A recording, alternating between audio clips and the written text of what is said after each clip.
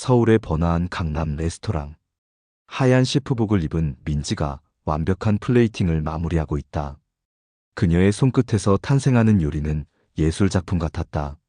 하지만 그 순간 핸드폰이 울렸다. 민지야, 할머니가. 어머니의 떨리는 목소리가 민지의 세상을 흔들어 놓았다. 며칠 후 민지는 큰 캐리어를 끌고 시골 버스에 몸을 맡겼다. 창밖으로 보이는 논밭과 산들이 어릴 적 기억을 되살렸다. 할머니 집 앞에 도착한 민지를 맞이한 것은 예전보다 훨씬 작아 보이는 할머니의 모습이었다. 누구세요? 할머니가 멀뚱히 바라보며 물었다. 민지의 가슴이 철렁 내려앉았다. 할머니, 저예요. 민지. 민지가 다가가자 할머니의 눈에 잠깐 반가움이 스쳤다. 아, 우리 민지. 언제 왔니? 할머니는 민지의 손을 꼭 잡았다. 그 손은 예전처럼 따뜻했지만 어딘가 낯설기도 했다. 저녁이 되자 민지는 할머니께 요리를 배워보겠다고 말했다. 할머니가 만드시던 그 맛난 김치찌개 좀 가르쳐 주세요. 하지만 할머니는 고개를 갸웃거렸다. 김치찌개. 어떻게 만들었더라? 부엌에 선 할머니는 재료들을 이리저리 만져보기만 할 뿐 어디서부터 시작해야 할지 모르는 듯했다. 그날 밤 민지는 할머니 방에서 나온 낡은 레시피 노트를 발견했다. 그 안에는 할머니의 정성스러운 글씨로 쓰인 요리법들이 빼곡했다. 하지만 잉크가 번져 읽기 어려운 부분들이 많았다. 민지는 그 노트를 가슴에 안고 생각했다. 할머니의 맛을 기억해야 해. 잊혀지기 전에. 민지는 새벽부터 일어나 할머니의 김치찌개를 재현해보려 했다. 레시피 노트를 보며 재료를 준비했지만 뭔가 빠진 것 같았다. 김치를 볶고 물을 붓고 두부를 넣었지만 할머니가 만들던 그 깊은 맛이 나지 않았다. 할머니, 뭔가 부족한 것 같은데. 민지가 물어보자 할머니는 한참 생각하더니 새우젓을 넣어야 해라고 말했다. 하지만 새우젓을 넣어도 여전히 그 맛이 아니었다. 오후에 마을 이장님 댁에 인사를 갔을 때 이장님 부인이 민지에게 말했다. 네 할머니는 참 고생이 많았어. 한국전쟁 때 부산으로 피난 가서 네 할아버지 만나고. 민지는 처음 듣는 이야기에 귀를 기울였다. 그때 네 할머니가 할아버지한테 김치찌개를 끓여줬는데 할아버지가 그렇게 맛있어 했다더라. 하지만 재료가 귀해서 멸치 대신 조개 껍데기로 우린 국물에 김치만 넣고 끓였다고 하더라고. 이장님 부인의 말에 민지는 뭔가 깨달은 듯했다. 그날 저녁 민지는 바닷가에서 주워온 조개 껍데기로 국물을 우렸다. 할머니는 부엌 한 구석에 앉아 민지를 지켜보며 가끔 응, 그렇게 하는 거야 라고 중얼거렸다. 조개 국물에 김치를 넣고 끓이자 어떤 그리운 향이 번져 나왔다. 할머니가 숟가락으로 김치찌개를 떠드시더니 눈물을 글썽였다. 이 맛이야. 이 맛이 바로. 할머니의 눈에 잠깐 예전의 총명함이 돌아왔다. 민지도 한 숟가락 떠먹어 보니 이제야 할머니의 김치찌개 맛이 났다. 그 맛 속에는 전쟁의 아픔과 사랑의 기억이 함께 녹아 있었다. 마을에 정착한 지 한 달이 지나자 민지는 할머니의 오랜 친구들을 만나게 되었다. 김치 담그는 날 할머니네 마당에는 5명의 할머니들이 모였다. 순떡 할머니, 경상도에서 온 영순 할머니, 전라도 출신 말순 할머니, 충청도에서 시집 온 봉순 할머니, 그리고 함경도 피난민 옥순 할머니까지. 우리가 다 어디서 왔나 하니 나만 전국에서 모였네. 영순 할머니가 웃으며 말했다. 각자 고향의 김치 담그는 법이 달라 처음에는 의견이 분분했다. 아니야, 젓갈은 새우젓이 최고야. 갓김치에는 멸치젓이 들어가야 제맛이지. 하지만 민지가 보기에 그들의 다툼은 정겨웠다. 서로 다른 방식을 고집하면서도 결국은 하나의 맛을 만들어내고 있었다. 옥순 할머니는 함경도식으로 김치를 조금 짜게 담갔고 말순 할머니는 전라도식으로 젓갈을 듬뿍 넣었다. 점심시간이 되자 각자 자신의 특제 요리를 가져왔다. 영순 할머니는 경상도식 멸치국수를, 말순 할머니는 전라도 홍어무침을, 봉순 할머니는 충청도 도토리묵을, 옥순 할머니는 함경도 냉면을 준비했다. 우리 할머니는 자신의 시그니처인 조개 국물 김치찌개를 끓였다. 이렇게 다른 고향 음식들이 한 상에 모이니까 더 맛있네. 민지가 감탄하자 할머니들이 웃었다. 우리도 처음엔 서로 음식이 달라서 이상했는데 이제는 다 배워서 만들 수 있어. 말순 할머니가 말했다. 그날 오후 할머니들은 민지에게 각자의 요리 비법을 알려주었다. 민지는 노트에 열심히 적어가며 깨달았다. 음식은 단순히 재료와 조리법의 조합이 아니라 사람과 사람 사이의 정과 이야기가 함께 만들어내는 것이라는 사실을. 할머니의 기억이 점점 더 흐려지자 민지는 큰 결심을 했다. 마을회관에서 전통 요리 모임을 시작하기로 한 것이다. 매주 목요일마다 마을의 할머니들이 모여 자신들이 어머니와 시어머니로부터 배운 요리법을 나누는 시간을 갖기로 했다. 첫 번째 모임 날 예상보다 많은 할머니들이 모였다.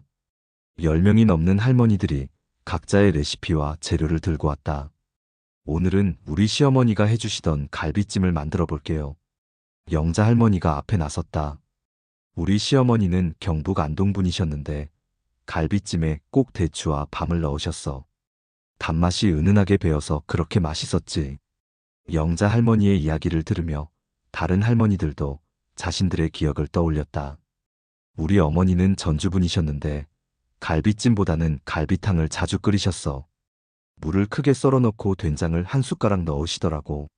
말순 할머니가 끼어들었다. 이렇게 하나의 요리를 두고도 각자 다른 기억과 방법들이 쏟아져 나왔다. 민지는 이 모든 이야기들을 녹음하고 정리했다. 단순히 요리법만이 아니라 그 음식에 얽힌 가족사, 시대의 배경, 지역적 특성까지 모두 기록했다. 이건 요리책이 아니라 우리의 역사네요. 민지가 말하자 할머니들이 고개를 끄덕였다. 몇 주가 지나자 모임은 마을의 명물이 되었다. 젊은 며느리들도 하나둘씩 참여하기 시작했고 심지어 옆 동네에서도 구경을 오는 사람들이 있었다. 할머니들은 자신들의 지식이 인정받는다는 사실에 뿌듯해했다. 우리가 이제 선생님이 된 거네. 순떡 할머니가 웃으며 말했다. 비록 치매로 기억이 흐릿해졌지만 요리를 할 때만큼은 할머니의 손길이 되살아났다. 민지는 그런 할머니를 보며 음식이 가진 기억의 힘을 새삼 느꼈다. 민지가 마을에 온 지 석 달이 지날 무렵 예상치 못한 일이 일어났다. 마을 청년 재민이 전통 요리 모임에 관심을 보이기 시작한 것이다. 서울에서 직장 생활을 하다가 고향으로 돌아와 카페를 운영하고 있던 재민은 처음에는 그저 호기심으로 모임을 구경하러 왔다. 제가 도울 일이 있을까요? 재민이 조심스럽게 물어보자 할머니들이 반겼다. 젊은 남자애가 요리에 관심이 있다니 기특하네. 순떡 할머니가 재민의 손을 잡으며 웃었다. 재민은 할머니들의 요리를 배우기 시작했고 특히 민지가 정리하는 레시피 작업을 도와주었다. 함께 시간을 보내면서 민지와 재민은 자연스럽게 가까워졌다. 재민은 민지의 진지한 모습에 감동받았고 민지는 재민의 따뜻함에 마음이 열렸다. 어느 날 저녁 두 사람은 할머니 집 앞 평상에 앉아 이야기를 나누고 있었다. 서울로 돌아갈 계획이 있으세요? 재민이 조심스럽게 물었다. 민지는 한동안 말이 없다가 잘 모르겠어요. 처음엔 할머니만 돌보고 돌아갈 생각이었는데 라고 답했다. 그때 할머니가 방에서 나와 두 사람을 바라보며 미소를 지었다. 민지야, 너 이 총각이 좋으냐? 할머니의 직설적인 질문에 민지가 얼굴을 붉혔다. 할머니는 평상에 앉으며 이야기를 시작했다. 나도 너희만 할 때 네 할아버지를 만났지. 피난길에서 말이야. 할머니의 눈에 옛 기억이 되살아났다. 할아버지가 나보다 5살이나 많았는데 그렇게 다정했어. 내가 아프면 등에 업고 병원에 데려가고 배고프면 자기 밥을 나눠주고. 할머니의 목소리가 따뜻해졌다. 사랑은 나이가 중요한 게 아니야. 서로를 아끼는 마음이 중요한 거지. 할머니가 민지와 재민의 손을 잡아주었다. 그 순간 민지는 할머니가 자신들의 마음을 이미 알고 계셨다는 것을 깨달았다. 사랑은 어느 나이에도 아름답다는 할머니의 메시지가 두 사람의 가슴에 깊이 와닿았다. 가을이 깊어갈 무렵 민지에게 시련이 찾아왔다. 서울에 있는 가족들이 연이어 전화를 걸어와 언제까지 시골에 있을 거냐, 내 인생을 포기할 거냐며 압박했다. 특히 어머니는 할머니는 우리가 돌볼 테니까 너는 서울로 올라와서 내 일을 해라며 강하게 주장했다. 한편 할머니의 치매 증상은 점점 심해지고 있었다. 어떤 날은 민지를 알아보지 못해 누구세요? 왜 우리 집에 있어요? 라고 물어보기도 했다. 그럴 때마다 민지의 마음은 찢어질 것 같았다. 어느 날 아침 할머니가 갑자기 사라졌다. 민지가 깨어보니 할머니는 온데간데 없었고 마을 사람들과 함께 할머니를 찾아다녔다. 2시간 후 할머니는 마을 입구 버스 정류장에서 발견되었다. 부산에 가야 해. 남편이 기다리고 있어. 라며 중얼거리고 있었다. 그날 밤 민지는 재민과 함께 산책을 하며 고민을 털어놓았다. 정말 모르겠어요. 할머니를 돌보는 것도 벅차고 가족들은 서울로 오라고 하고 재민은 민지의 손을 잡으며 말했다. 무엇을 선택하든 제가 응원할게요. 하지만 후회하지 않을 선택을 하세요. 다음 날 할머니는 또다시 민지를 알아보지 못했다. 아가씨, 우리 손녀 민지 못 봤어요? 요리를 참 잘하는 아이인데. 할머니의 말에 민지는 눈물이 났다. 할머니는 민지를 기억하지 못하면서도 여전히 민지를 찾고 있었다. 그날 저녁 서울에서 어머니가 내려왔다. 민지야, 이제 그만 올라와. 할머니는 전문 요양시설에 모시는 게 좋겠어. 어머니의 말에 민지는 깊은 고민에 빠졌다. 할머니를 위한 선택이 무엇인지, 자신의 인생을 위한 선택이 무엇인지 혼란스러웠다. 마을에 정든 사람들과 재민을 떠나야 한다는 생각에 마음이 무거웠다. 민지가 서울로 떠날 준비를 하던 어느 날 할머니에게 특별한 순간이 왔다. 아침에 일어난 할머니가 부엌으로 가더니 민지야, 오늘은 잔치국수를 만들어 보자라고 말했다. 며칠 동안 민지를 알아보지 못하던 할머니가 갑자기 예전의 모습으로 돌아온 것이었다. 할머니, 저 기억하세요? 민지가 조심스럽게 물어보자 할머니가 웃었다. 우리 민지를 어떻게 기억하지 못하겠니? 서울에서 요리사 하던 우리 손녀. 할머니의 눈이 맑게 빛났다. 민지는 기적 같은 순간에 감격했다. 할머니는 민지에게 잔치국수 만드는 법을 차근차근 알려주었다. 면은 직접 뽑아야 해. 밀가루에 소금물을 조금씩 넣어가면서 반죽하고.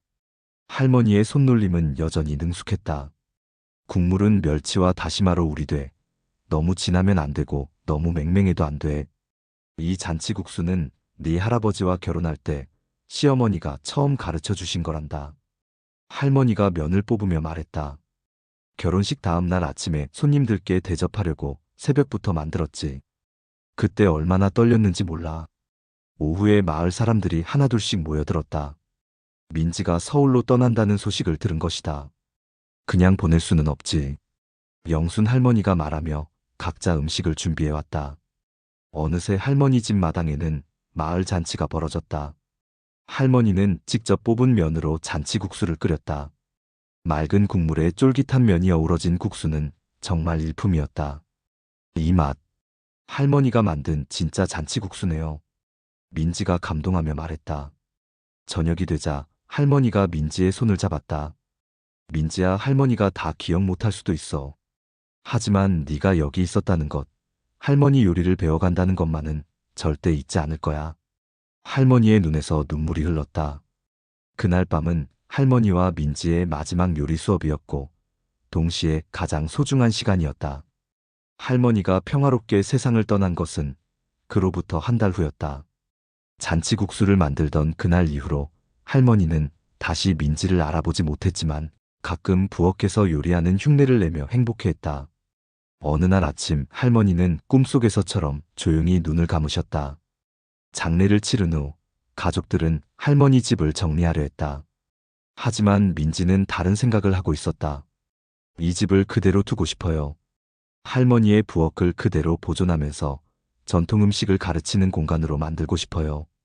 가족들은 반대했지만 마을 사람들이 민지를 지지했다. 재민도 민지의 뜻에 동참했다. 할머니가 그렇게 바라셨을 거예요. 자신의 요리가 사라지지 않기를 말이에요.